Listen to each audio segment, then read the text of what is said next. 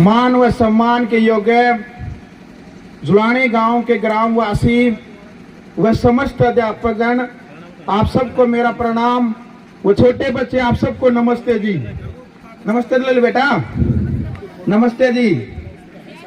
और काफी टाइम के बाद, पहले हालांकि हमारे स्कूल के कार्यक्रम तो होते थे, ग्राउंड मीडिया की शिक्षा के क्षेत्र में क्रांतिकारी पहल और काफी बार मोटिवेट करने का प्रयत्न भी किया है, लेकिन ग्राउंड मीडिया में ज्यादा टाइम देने के बावजूद अब कुछ कार्यक्रम हमारे कम हो गए, लेकिन दोबारा से फिर निरंतर उनको चलाएंगे। तो अक्सर मैं कहता हूं कि बहुत सारे, चाहे वो नौजवान लड़के हैं या फिर लड़कियां हैं, चाहे बड़े बुजुर्ग हैं फिर चाहे बच्चे हैं, वो जीवन के अंदर हिम्मत हार जाते हैं। कुछ परेशानियां और कुछ समस्याओं को देख करके उनका मनोबल और आत्मविश्वास कमजोर हो जाता है। मैं अक्सर कहता हूं कि ना मुश्किलें ना तकलीफें तो क्या मजा है जीने में, ना मुश्किलें ना तकलीफें तो क्या मजा है जीने में। अरे हमने तूफानों को भी टलते देखा है जिनके लक्ष्य है सीने में। तो जीवन के अंदर चाहे कितनी भी बड़ी समस्या, कितनी भी बड़ी परेशानी क्यों न हो, आपके मन में यदि कोई लक्ष्य है तो आप उनसे टकराने की हिम्मत और आपका जो आत्मविश्वास, जो मनोबल है, वो हमेशा मजबूत रहेगा। लेकिन कई साथियों को तो अपने जीवन का लक्ष्य ही नहीं पता, अपनी जो दिनचर्या है उसका ही नहीं पता कि मुझे जीवन में करना क्या है। सच बताऊं तो काफी लोग पूछते मेरे से कि भाई अजय भाई, आपने पत्रकारिता के क्षेत्र में कदम कैसे रखा, आप कैसे पत्रकार बन गए? तो मैं उनको हमेशा एक ही बात कहता हूं कि आर्य समाज के कारण ही मैं पत्रकार बना हूं, और यदि आर्य समाज से मैं नहीं जुड़ता तो मैं कभी पत्रकार नहीं बनता।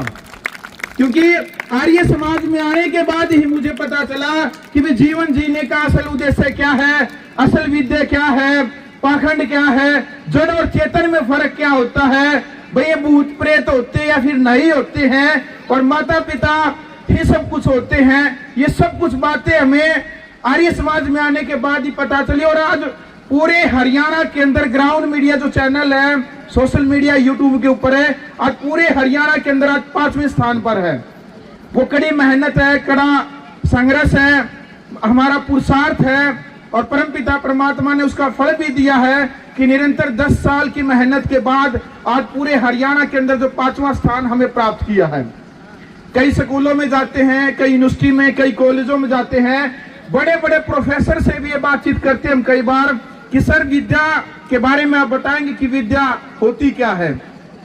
अध्यापक भी कई बार, तो बड़े बड़े प्रोफेसर भी हमने देखे हैं, वो कह देते हैं जी, अलग अलग व्याख्या देते हैं। लेकिन आर्य समाज हमेशा बताता है कि प्रकृति से लेकर परमात्मा तक, प्रकृति से लेकर परमात्मा तक पर्यंत पदार्थों के बारे में सत्य जानकारी प्राप्त करके उनका लाभ उठाना ही असल सत्य विद्या है। तो जीवन के काफी पड़ाव आते हैं जीवन के अंदर। एक आज चाहे वो छोटा है चाहे वो बड़ा है, हर कोई यानी कि ज्ञान होने के बावजूद भी झूठ बोलते हैं। उसका एक उदाहरण मैं आपको दूंगा, और एक ही उदाहरण में 2 बातें आपको इसमें सीखने को मिलेगी। मेरी माताओं बहनों से भी, मेरे जो नौजवान युवा साथी हैं, बड़े बुजुर्ग भी हैं, आप सब ने भी कई बार जीवन के अंदर ये बातें नोटिस की होगी कि आज हर कोई झूठ बोलता है, बगैर स्वार्थ के, बगैर लालच के। उसको उस बात का कोई फायदा भी नहीं मिलता, फिर भी वो कहता है, झूठ पर झूठ ही बोलता जाने लग रहा है। फिर कहता है कि झूठ मत बोलो, झूठ बोलने से पाप है, पाप लगता है। एक बार मैं छोटी सी कहानी आपको सुनाना चाहूंगा। एक बार एक राजा अपने मंत्री को बोलता है कि मंत्री, आप ऐसा करो, आप वन में जाओ और वन में से 10-12 जो तोते हैं उनको पकड़ कर लेकर के आओ मेरे पास। तो भाई मंत्री को जैसे भी आदेश मिलते हैं, वो अपने सैनिकों को बोलता कि भाई आप वन में जाओ और 10-12 जो तोते हैं उनको पकड़ के यहाँ पर लेके आओ। तो वो वन में जाते हैं और राजा जी के पास 10-12 जो तोते हैं वो लाते हैं, कहते हैं कि लो जी राजा जी, हम 10-15 तोते पकड़ कर लेके आए हैं। तो फिर राजा जी उनको कहता है मंत्री को कि भाई आप इन तोतों को ये सिखाओ, ये पढ़ाओ कि शिकारी आएगा, जाल बिछाएगा और दाना डालेगा और आपने उसमें फंसना नहीं है।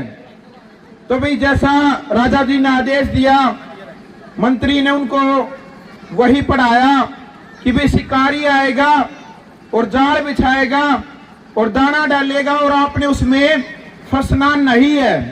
क्योंकि कई बार अक्सर बच्चों को भी कहते हैं टीचर भाई तोता रट लगा लो, क्योंकि तोता सबसे ज्यादा रट्टा लगाता है। तो इसलिए थ्योरिकल उन सभी तोतों को ये पढ़ा दिया जाता है, 6 महीने की उनको ट्रेनिंग दे दी जाती है, बताया जाता है कि भाई शिकारी आएगा, जाल बिछाएगा, दाना डालेगा और आपने उसमें फंसना नहीं है।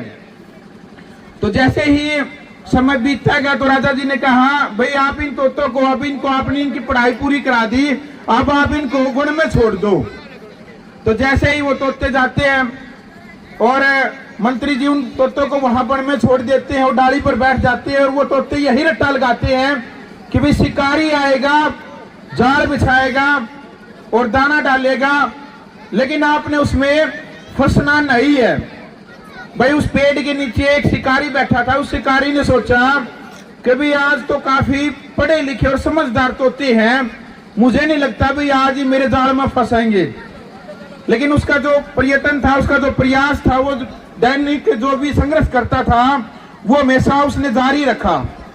लेकिन वो तोते फिर यही बात कह रहे थे कि भाई शिकारी आएगा, जाल बिछाएगा और दाना डालेगा, लेकिन आपने उसमें फंसना नहीं है।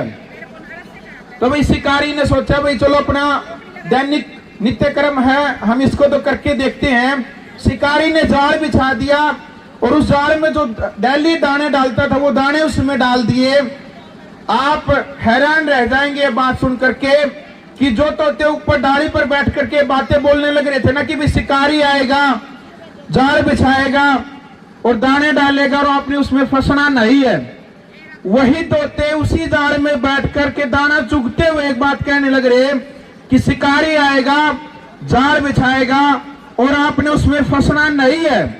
और तोते हालांकि उस जाल के अंदर फंस चुके थे, उस शिकारी ने अपना जो जाल वो कस के पकड़ भी लिया और दाना चुगते चुगते वो तोते बात कहने लग रहे कि भी शिकारी आएगा, जाल बिछाएगा और दाना डालेगा, लेकिन आपने उसमें फंसना नहीं है।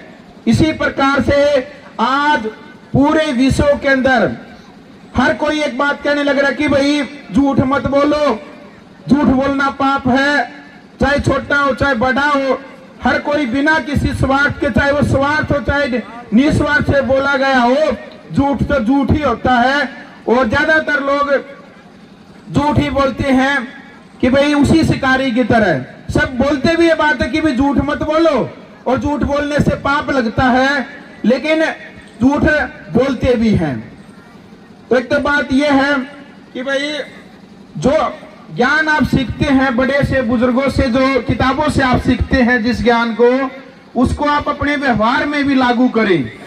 जब आप अपने व्यवहार कुशलता में लागू करेंगे तभी पता चलेगा उसका कोई आपने कुछ ज्ञान सीखा है या फिर नहीं सीखा है। तो आज आप सब ने मुझे बोलने का मौका दिया, सभी साथियों का बहुत बहुत धन्यवाद। तो सबको नमस्ते जी।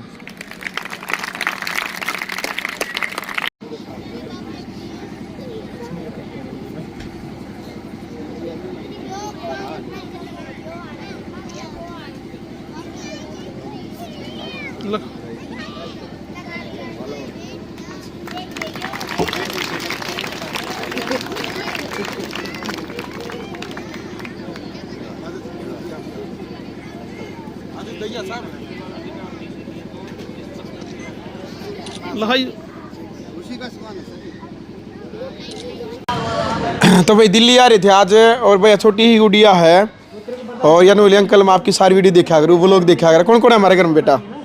रीतू जी, हाँ, और आप, हाँ, और दादी, हाँ, और दादा। अच्छा, जानते हो सबको? मेरे बेटे को जानते हो आप? नहीं। बेटे की देखती वीडियो? देखती है। आपकी देखती है और किसी और की? अच्छा, आप देखते हो जी? हाँ, मैं देखती चलो हूँ। ठीक है। मैं सारे परिवार को जानती हूँ। चलो बढ़िया। शिवानी को? हाँ, शिवानी का भी लोग देखती शिवानी क्या लगा मेरी भाभी आपकी शादी के सब देख रखे मैंने लोग। ठीक है जी, बहुत बहुत धन्यवाद। क्या नाम है जी आपका? मेरा कविता। कविता। आपका बेटा? सोनम। चलो भाई देखो, यह असली खुशी यह है, असली कमाई यही है कि हम हरियाणा में जावा, दिल्ली में आवा, कहीं पर भी जावा, हाँ तो वीडियो देखने वाले मिले हैं नहीं तो बहुत अच्छा लगा है। आकाशवाणी तो जा रही है नहीं जा रही है, वहाँ। घर पर जा रही हाँ, घर है। पर ठीक है जा बहन जी, राम राम है। रही है।